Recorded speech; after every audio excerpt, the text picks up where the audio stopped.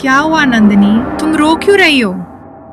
वो विशाल। विशाल? क्या हुआ उसे?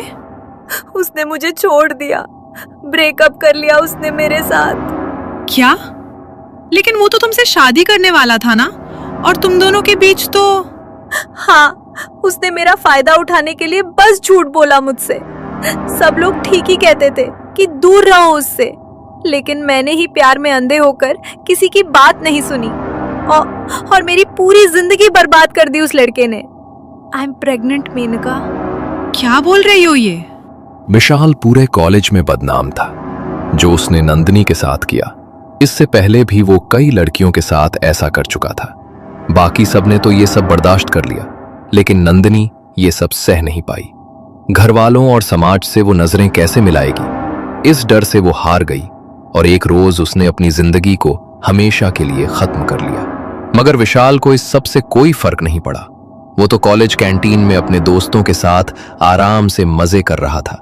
उसे देखकर मेनका का खून खौल उठा। तुम्हें देखती हूं तो लगता है कि कोई इंसान कितना ही घटिया हो सकता है। तुम्हें शर्म नहीं आती? तुम्हारी वजह से नंदिनी ने अपनी जान दे दी और तुम्हारे चेहरे पर पछतावे का एक निशान तक नहीं है। क्या गलती थी उस लड़की की? यही कि उसने तुम जैसे इंसान पर भरोसा किया, तुम जैसे इंसान से प्यार किया। अरे क्यों सुबह सुबह मेरा मूड खराब कर रही हो? मैंने बोला था क्या उसे कि मुझ पे भरोसा करो? उसने तो खुद अपनी जान ली। मैंने थोड़ी कहा था उसे ऐसा करने के लिए। मैंने तो सिर्फ सॉल्यूशन दिया था। जो बाकी लड़कियों ने किया वो भी वो कर लेती, लेकिन वो कुछ ज्यादा इमोशनल हो गई। खैर, हमारा मूड खराब मत करो और जाओ यहाँ से। पता नहीं था कि इतने घिनौने हो तुम, वरना नंदिनी को तुम्हारे आसपास भी नहीं भटकने देती मैं। तुम्हारी वजह से मैंने अपनी दोस्त खो दी है। देखना, एक दिन तुम बहुत पछताओगे, बहुत पछताओगे।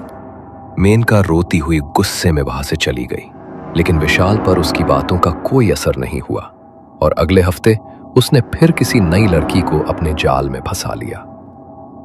विशाल, मैं यहाँ बहुत बोर हो रही हूँ यार। इस वीकेंड पे चलो ना, हम लोग कहीं चलते हैं।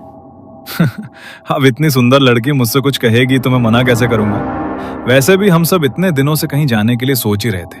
बताओ कहाँ चलना है तुम्हें? किसी हिल स्टेशन पर चलते हैं ना, वहाँ रात को बॉनफायर करेंगे, बहुत मजा आएगा। ठीक है, तुम जैसा कहो जाने मन।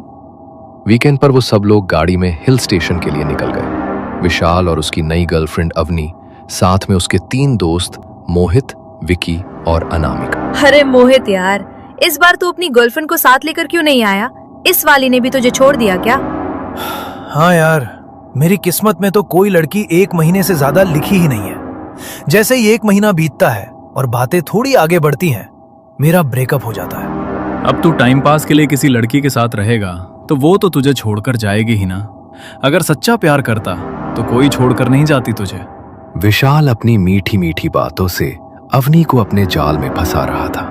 उसने ड्राइव करते हुए अवनी का हाथ अपने हाथों में लिया और उसके हाथ पर उसने किस कर दिया।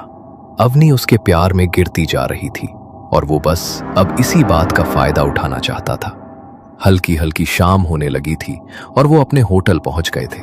हिल स्टेशन पर बहुत ठंड थी, इसलिए ठंड से बचने के लिए उन्होंने ब्रांडी की बोतलें खोली। तुम सबने प्रॉमिस किया था कि कोई भी यहाँ पर ड्रिंक नहीं करेगा, तो फिर अब ये बोतलें कहाँ से आ गई? बोलो। अरे यार अनामिका, क्या तू भी हिल स्टेशन पर आए हैं और ड्रिंक ना करें? ऐसा तो हो ही नहीं सकता। इतनी ठंड है यहाँ पर, कुछ ना कुछ जुगाड़ तो करना ही पड़ेगा ना। आओ, तुम दोनों भी हमें ज्वाइन कर सकती हो। नहीं यार, तुम लोग पियो, अवनी को ये सब पसंद नहीं। चलो अवनी, हम दूसरे रूम में चलते हैं। मैं भी यहाँ से जा रही हूँ। अवनी को एक एक कर विशाल पर और भरोसा होता जा रहा था। विशाल उसे दूसरे कमरे में ले गया और उसने अपने बैग से ब्रांडी की बोतल निकाली। तुमने तो बोला था तुम ड्रिंक नहीं करोगे, तो फिर ये क्या है? ये हम दोनों के लिए है। आज रात मैं तुम्हारे साथ मदहोश होना चाहता हूँ, तुम्हें अपनी बनाना चाहता हूँ। I love you Avni. मुझे हर दिन तुमसे बस और ज्यादा प्यार होता जा रहा है। मैं भी तुमसे बहुत प्यार करती हूँ विशाल। बस इस बात का डर है कि तुम मुझे छोड़कर चले गए तो क्या होगा मेरा। ये सब क्यों सोचती हो तुम? मैं प्रॉमिस करता हूँ तुमसे कि ऐसा कभी नहीं होगा। कभी तुम्हें छोड़कर नहीं जाऊंगा मैं। विशाल ने अपनी बाहें फैलाई और अवनी उसकी बाहों में सिमट गई। और तभी विशाल के चेहरे पर वही शैतानी हंसी छा गई। वो अवनी के करीब आया, मगर इससे पहले कि वो आगे बढ़ता किसी ने उसके कमरे का दरवाजा खटखटा दिया। अरे यार, इस वक्त कौन आ गया अब? विशाल ने जाकर कमरे का दरवाजा खोला तो मोहित और विकी उसके कमरे के बाहर खड़े थे। तुम दोनों यहाँ पर क्या कर रहे हो? बोला था ना डिस्टर्ब मत करना मुझे। अरे यार, तू तो जब भी हमारे साथ कहीं जाता है हमें छोड़कर अपनी गर्लफ्रेंड के साथ ही रहता है, लेकिन इस बार नहीं। हाँ, नीचे बोनफायर हो रहा है, चल चलते हैं। और एकदम मस्त लड़कियां भी है वहां पर। इसे छोड़, ये तो बाद में भी मिल जाएगी तुझे। थोड़े धीरे बोल भाई, रुक आता हूं मैं। विशाल ने दरवाजा बंद किया और अपनी जैकेट पहनने लगा। ये जैकेट क्यों पहन रहे हो तुम? कहीं बाहर जा रहे हो क्या? हाँ, वो जरा उन दोनों को कुछ काम है तो बस अभी थोड़ी देर में वापस आ जाएंगे। तुम मेरा वेट मत करना, सो जाना। खाम का तुम्हारी नींद खराब होगी। अच्छा ठीक है, ध्यान से जाना। विशाल, मोहित और विकी नीचे बॉनफायर में जाकर बैठ गए। जंगल का एरिया था, इसलिए कुछ लोग वहां पर कैंपिंग के लिए आए थे। सब वहां पर बॉनफायर के किनारे बैठे गेम्स खेल रहे थे, लेकिन विशाल वहां बोर हो रहा था। वो वॉशरूम जाने के लिए उठा, लेकिन उसे होटल में वापस नहीं जाना था, इसलिए वो झाड़ियों में ही चला गया। तभी उसे वहां पर किसी की पायल की आवाज सुनाई दी। उस आवाज से वो एकदम से डर गया। अरे यार, सबने बोला था कि यहाँ पर रात के टाइम भूत प्रेत घूमते हैं। कहीं सच में कोई भूतनी ही तो नहीं आ गई? विशाल को फिर से वो पायल की आवाज सुनाई दी, लेकिन वो आवाज कुछ दूरी से आ रही थी और उसके साथ साथ पानी बहने की आवाज भी वहां से सुनाई दे रही थी।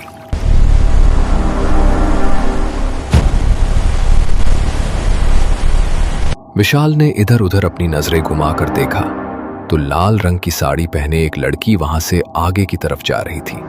उसकी लहराती हुई चाल को देखकर विशाल का मन बेचैन हो गया। क्या किस्मत पाई है विशाल तूने? ये तो कोई अप्सरा लगती है, इससे तो मिलना ही पड़ेगा। विशाल उसके पीछे पीछे चलने लगा। कुछ देर चलने के बाद वो लड़की एक झरने के पास जाकर रुक गई। उसने अपने हाथों में पानी लिया और अपने चेहरे को ठंडे पानी से धोने लगी। वो पानी गिरकर उसकी साड़ी पर गिर गया और उसका पल्लू भीग गया। वो बार बार अपने चेहरे पर पानी के छींटे मार रही थी और वो पानी गिरता गिरता उसके बदन को भिगा रहा था। विशाल खुद को रोक नहीं पा रहा था, इसलिए वो सीधा उस झरने के पास जाकर रुक गया। उसे अचानक वहां देखकर वो लड़की घबरा गई। कौन हो तुम? यहाँ पर क्या कर रहे हो तुम? कुछ नहीं, मैं वो जंगल में रास्ता भटक गया। यहाँ पानी बहने की आवाज आ रही थी तो बस इस आवाज को सुनता सुनता यहाँ तक आ गया। अच्छा, तो मतलब यहाँ पर खो गए हो तुम? हाँ, और अब शायद आपकी खूबसूरती में भी खो गया हूँ। माफ करना, लेकिन मैंने आज तक तुम्हारे जितने सुंदर लड़की को नहीं देखा। चांद भी आपकी खूबसूरती के आगे फीका है। बातें तो बहुत मीठी है तुम्हारी। आओ चलो, रास्ता भटक गए हो तो आज रात मेरे साथ रुक जाओ। मेरे कहने का मतलब है, मेरा घर यहाँ पास में ही है। रात को जंगल में रह गए तो सुबह तक जंगली जानवर तुम्हें जिंदा नहीं छोड़ेंगे। चलो। विशाल तो जैसे उसे देखकर अपना काबू ही खो बैठा। उसने उसे एक बार अपने पीछे चलने के लिए कहा और वो उसके पीछे पीछे चल पड़ा। उसकी नजरें उसके बदन पर ही अटक गई थी। कुछ दूरी पर उसका घर था, बिल्कुल छोटा सा और बहुत पुराना। अंदर एक कमरा था जिसमें एक बिस्तर लगा हुआ था। विशाल उस बिस्तर पर बैठ गया। आपको अगर भूख लगी है तो आपके लिए कुछ बना दूं? नहीं, कुछ खाने का तो मन नहीं है, लेकिन मुझे ठंड लग रही है। आप थोड़ी देर मेरे पास बैठ जाओगी तो मुझे कुछ अच्छा लगेगा। आप तो ऐसी बातें कर रहे हो जैसे मेरे आपके पास बैठने से आपको ठंड लगनी बंद हो जाएगी। शायद हाँ। वैसे नाम क्या है आपका? आपकी खूबसूरती में इतना खो गया कि आपका नाम पूछना भी भूल गया। अरुंधति। अरुंधति नाम है मेरा। और तुम्हारा? विशाल। अरुंधति विशाल की तरफ देखकर हल्के से मुस्कुराई। एक प्याले में वो उसके लिए मदिरा लेकर आई। पहले उसने उस प्याले से मदिरा पी और वो टपकती उसके शरीर से जा टकराई। विशाल उसे एक टक देखता ही जा रहा था। वो चाहकर भी उससे अपनी नजरें नहीं हटा पा रहा था। अरुंधति उसके पास आकर बैठ गई और अपनी उंगलियों को उसके चेहरे पर फेरने लगी। विशाल ने भी खुद पर अपना काबू खो दिया। कमरे में जो रोशनी चल रही थी वो भी अचानक से बुझ गई। सुबह जब विशाल की आंख खुली तो उसे वो लड़की वहां कहीं भी नहीं मिली। मगर बिस्तर के साथ में रखी टेबल पर एक चिट्ठी रखी हुई थी। विशाल ने वो चिट्ठी उठाई और उसे पढ़ने लगा। मुझे माफ करना, मुझे तुम्हें बिना बताए जाना पड़ा, लेकिन मैं आज रात तुमसे फिर मिलूंगा। तुम यहाँ पर चले आना, मैं तुम्हारा इंतजार करूंगी। अरुंधति की वो चिट्ठी पढ़कर विशाल की आंखें चमक उठी। उसने अपने कपड़े पहने और वो वहां से अपने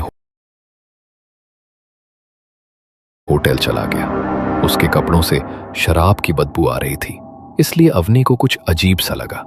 कहाँ चले गए थे कल रात तुम? और ये क्या हाल बनाया हुआ है तुमने अपना? कितनी बदबू आ रही है तुम्हारे कपड़ों से शराब की। सच सच बताओ, कहाँ पर गए थे तुम? अरे तुम तो मेरे पीछे ही पड़ गई यार। हम सब दोस्तों तो बस पार्टी कर रहे थे और आंख लग गई वहीं पर। क्या तुम भी यार बिना मतलब शक करती हो? पहले ही सर में दर्द हो रहा है मेरे, प्लीज और मत करो। अवनी को उसका बिहेवियर अच्छा नहीं लगा, इसलिए वो वहां से चली गई। पूरा दिन विशाल को बहुत कमजोरी सी महसूस हुई। खाना खाकर वो फिर से कब सो गया उसे पता ही नहीं चला। कोई उसे जगाया भी नहीं। अचानक से उसका फोन बजा और फोन की आवाज से उसकी नींद टूट गई। विशाल ने फोन हाथ में लेकर देखा तो फोन की स्क्रीन पर कोई अननोन नंबर फ्लैश हो रहा था। ये किसका नंबर है? विशाल ने फोन उठाया और सामने से आने वाली आवाज को सुनकर वो बिल्कुल हैरान रह गया। लगता है आज तुम सोते ही रहोगे। तुम्हें पता है ना, मैं तुम्हारा इंतजार कर रही हूँ। तुम? लेकिन तुम्हारे पास मेरा नंबर कैसे आया? जब तुम सो रहे थे तो मैंने तुम्हारे फोन से अपने नंबर पर कॉल कर लिया था और बस तुम्हारा नंबर मिल गया। मैंने सोचा कि इतनी छोटी सी बात के लिए तुम्हें नींद से क्या जगाना। अब जल्दी से आ जाओ ना विकी, मुझसे और इंतजार नहीं हो रहा। अरुंधति के मुंह से ये बातें सुनकर विशाल के चेहरे पर एक अजीब सी मुस्कान छा गई। वो अरुंधति से मिलने जाने के लिए तैयार होने लगा। तभी अवनी अचानक से कमरे में आई। अरे इस वक्त क्यों तैयार हो रहे हो तुम? और तुम्हारे तो सर में दर्द था ना, तो इतना तैयार होकर कहाँ जा रहे हो? अरे अब हर बात तुम्हें बतानी पड़ेगी क्या मुझे? गर्लफ्रेंड हो मेरी, बीवी नहीं हो। और यहाँ घूमने आया हूँ, एंजॉय करने आया हूँ, तो बस एंजॉय कर रहा हूँ। दोस्तों के साथ बाहर जाना है मुझे, हटो। विशाल ने अवनी से बड़े ही बुरे तरीके से बात की और वहां से चला गया। जंगल के रास्ते चलता हुआ वो अरुंधति के घर तक पहुंचा। तभी उसने देखा कि वहां आसपास दूसरा कोई घर नहीं है। उसे ये बात कुछ अजीब लगी। इस घर के आसपास दूसरा कोई घर नहीं है और अरुंधति यहाँ पर अकेली रहती है। कुछ तो अजीब जरूर है। विशाल वहां खड़ा होकर ये सोच ही रहा था, इतने में अरुंधति ने घर का दरवाजा खोल दिया। अरे तुम वहाँ पर खड़े होकर क्या सोच रहे हो? अंदर आ जाओ ना, मैं कब से तुम्हारा इंतजार कर रही हूँ। नहीं, बस वो मैं ये देख रहा था कि आसपास यहाँ पर दूसरा कोई घर नहीं है। तुम क्या इस जंगल में अकेली रहती हो? हाँ, एकांत में ही मुझे अच्छा लगता है। लोगों की भीड़ मुझे पसंद नहीं। लेकिन तुम चाहो तो हमेशा के लिए मेरे साथ रह सकते हो और मैं तुम्हें यहाँ से जाने नहीं दूंगी। तुम्हारे पास से वैसे भी कौन जाना चाहेगा? अरुंधति ने उसे हल्की सी मुस्कान दी और अपना हाथ आगे बढ़ाया और विशाल का हाथ थामकर उसे घर के अंदर ले गई और घर का दरवाजा बंद कर लिया। विशाल ने उसे अपनी बाहों में जकड़ लिया और कमरे की लाइट्स को ऑफ कर दिया। अरुंधति उसे लेकर बिस्तर की तरफ गई, मगर तभी विशाल को अपने सीने पर कुछ भारीपन सा महसूस हुआ। वो जोर जोर से खांसने लगा। तभी खांसते खांसते उसके मुंह से खून निकला। विशाल ने अपने फोन की टॉर्च जलाकर देखा तो वो अपने हाथ पर अपना खून देखकर बुरी तरह डर गया। ये खून की उल्टी कैसे हो रही है मुझे? क्या हो गया मुझे? हॉस्पिटल जाना होगा मुझे। प्लीज लेके चलो मुझे। विशाल ने अरुंधति को कई बार आवाज दी, लेकिन उसे पीछे से कोई जवाब सुनने को नहीं मिला। घबराकर उसने पीछे देखा तो पीछे कोई भी नहीं था। तभी उसे कमरे में उसकी पायल की छन छन की आवाज सुनाई दी। उसने सामने देखा तो अरुंधति ठीक उसके सामने खड़ी थी, लेकिन उसके चेहरे के भाव बिल्कुल बदल चुके थे, जैसे तो वो उससे कोई बदला लेने के लिए आई हो। क्या हुआ? इतने में ही डर गए? अपनी जिंदगी बहुत प्यारी है तुम्हें, लेकिन तुमने भी तो कितनी लड़कियों की जिंदगी खराब की है और उसमें से एक तो तुम्हारी वजह से अपनी जान भी दे चुकी है। क्या? कौन हो तुम? ये सब क्या बोल रही हो? तुम अच्छी तरह जानते हो कि मैं क्या बोल रही हूँ और तुम्हें बताया तो सही में कि मैं कौन हूँ। जिस तरह तुम अपनी वासना की भूख को मिटाने के लिए लड़कियों को शिकार बनाते हो, वैसे ही मैं भी अपनी भूख मिटाने के लिए तुम जैसे लड़कों को शिकार बनाती हूँ। फर्क इतना है कि तुम जिंदा हो।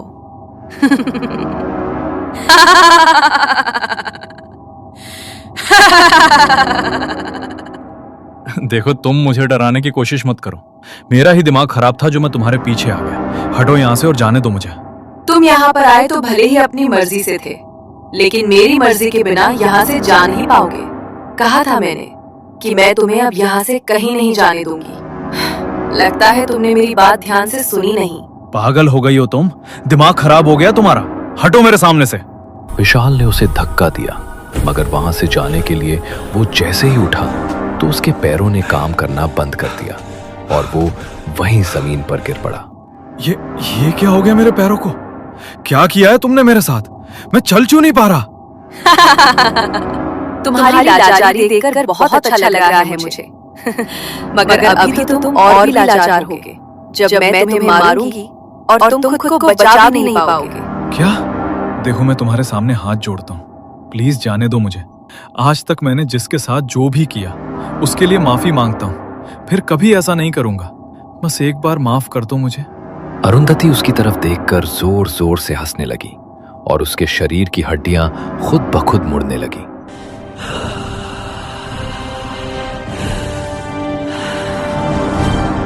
वो विशाल की और बढ़ी और उसने अपने दांतों को उसके गर्दन में गाड़ दिया। दर्द के मारे विशाल बुरी तरह तड़पा, जोर से चीखा, मगर उसकी चीखें सुनने के लिए वहां पर कोई नहीं था। उसका खून पूरे फर्श पर फैल गया और कुछ देर तड़प तड़प कर चिल्लाने के बाद वो हमेशा के लिए बिल्कुल शांत हो गया। अरुंधति भी वहां से उठी और उसकी ओर मुस्कुराकर देखती हुई घर का दरवाजा खोलकर फिर से जंगल के भीतर कहीं चली गई, शायद अपना अगला शिकार ढूंढने और बहुत सी लड़कियों को ऐसे भेड़ियों से बचाने।